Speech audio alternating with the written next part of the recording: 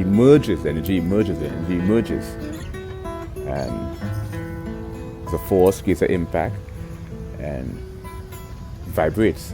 Energy emerges and vibrates, and then it propagates at, let's say, around 700 plus miles an hour.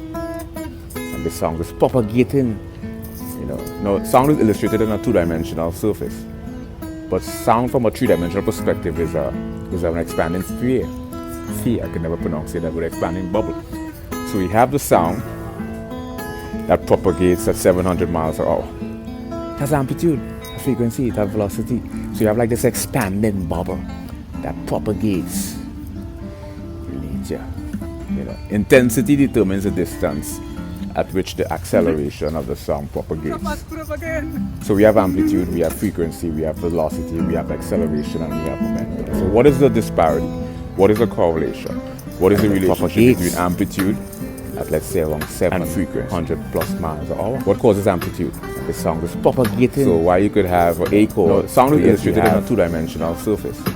Another note, sound from a three-dimensional perspective is a higher pitch, is an expanding sphere. I can never pronounce it. What causes amplitude? So you have the sound is when there's that propagates at 700 miles an hour, and this force frequency creates an energy that vibrates from an impact that lacks tension.